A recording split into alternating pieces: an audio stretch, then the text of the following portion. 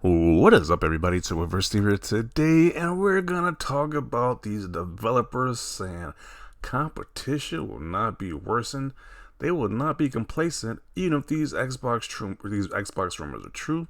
So this is coming from PushSquare.com, where they asked one of these developers of Sony's first-party games spoke out about this whole rumor mill from Xbox, if their games go third party or not. How is Sony gonna take it? And apparently he says they're going to bring out their best stuff possible. So this is from a Robert Morrison, who's a developer on several Sony projects.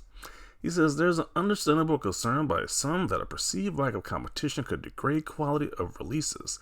At the developer level, PlayStation studios don't compete against Xbox or Nintendo studios. We are all driven by an internal desire to create the best work possible. I understand this guy to give a PR statement like that. Like if you part of PlayStation, you want to make PlayStation look the best, but let's be honest, that's not true. Your biggest competition is Xbox. And it's like just saying all your games are quality, that's a stretch. It's like you got this game right here in the thumbnail, which is Days Gone.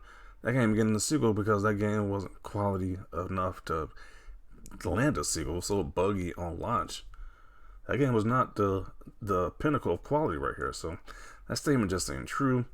There's been several other games as well. Especially one that came to mind recently is when they put The Last of Us Part 1 on PC. That game was a buggy mess. Returnal, when that game dropped, was crashing people's PS5s. So I was like, that's not entirely true. You can't say all your games are quality when they do have some bugginess. Spider-Man 2 had a lot of bugs as well, so that is not the case. But I get it. He wants to make the brand look great with PlayStation, so he's gonna exaggerate a little bit. So it's kind of definitely a bit of exaggeration on his part right there. So. Yeah.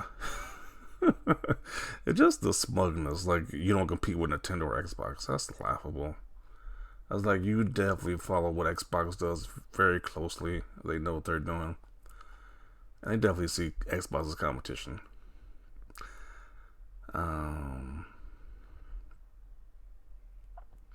The quality will not degrade because of Microsoft going third party.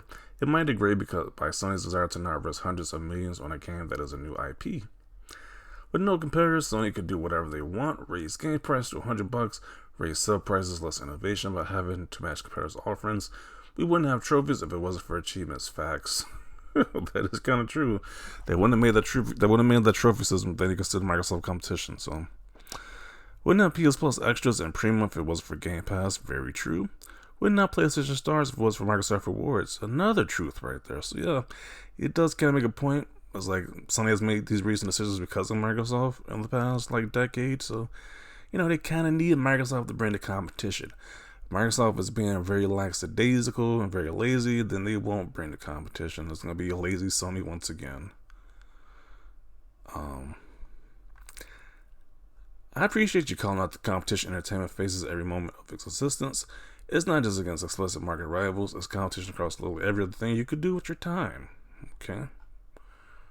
Look at the Twitter comments. It's kind of a little bit more interesting. He's speaking facts. Xbox hasn't been properly competitive with PlayStation since the 360 era. That is a load of BS. We're really gonna pretend like they ain't bring no competition since 360. That is a joke.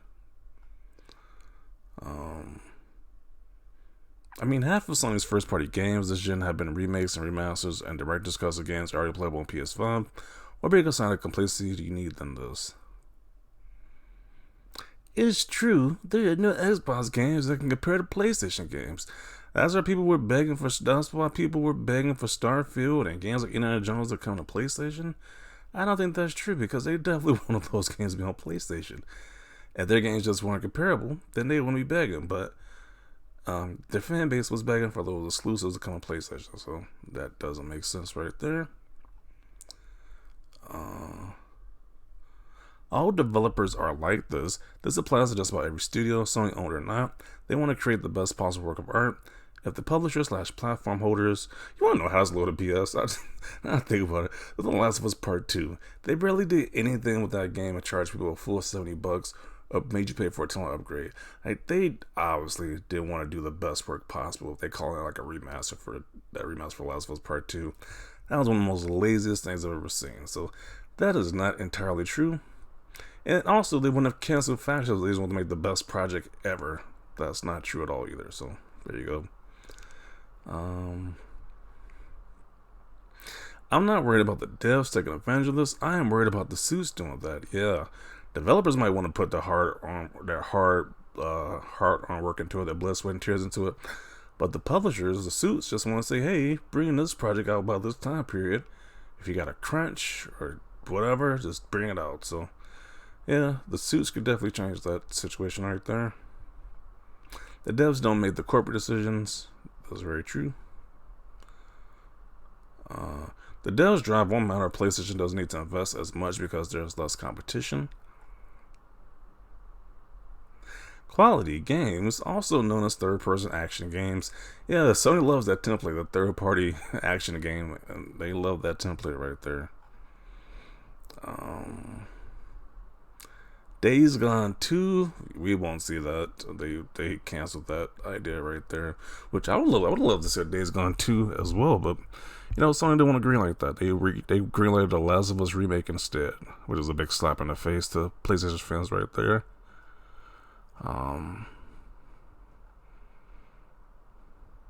Let's be clear, any negative effect of Xbox leaving the console space has nothing to do with the devs.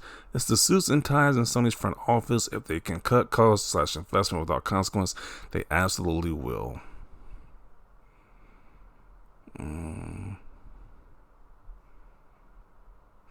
PlayStation has always dominated, and the game industry has always been taken to the top, with or without third-party Xbox. Okay, that's some BS. PlayStation has not always dominated. They were definitely filling it during 360 generation, so that's not entirely true right there, but okay.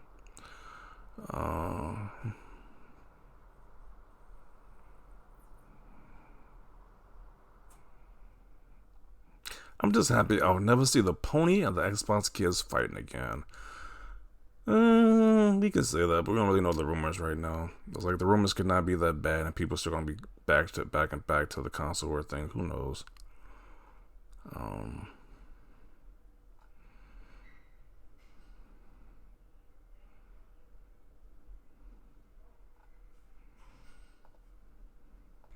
This guy says, I own both consoles, and honestly, Xbox just can compete with Sony's first-party games.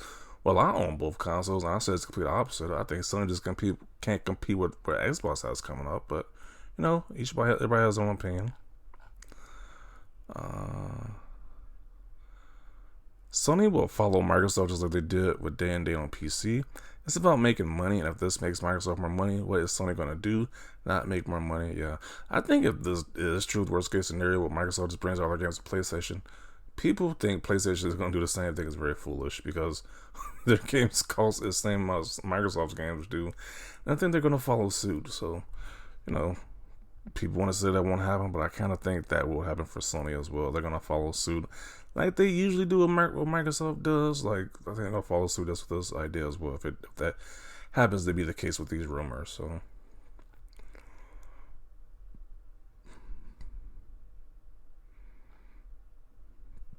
he said this is just complete BS. Sony had not made a good game for decades. PS5 is a third-party console. People like to forget that Sony kind of is on the same strategy to an extent, because they aren't putting a lot of these PlayStation games on PC. They might not be Day and Date, but a lot of these games are going to PC at a later date, though. So, they're not fully there on what Microsoft was doing, but they're getting closer and closer by each month that passes at this point. So, just like they just put Helldivers Day and Date on PC. So, I think it's not gonna be too long before they start putting those big AAA third parties on PC Day and Date as well. But I'm gonna include it right here. I'm not too mad at what this developer stated. I mean, he should be stating that he works at PlayStation. He just say they got the best stuff no matter what. Just like a Microsoft developer should be saying the same thing about their company. So, I'm gonna conclude it right here. But definitely want to see your thoughts down below about this guy's statements. Leave a like this video, and as always, thanks for watching, and peace.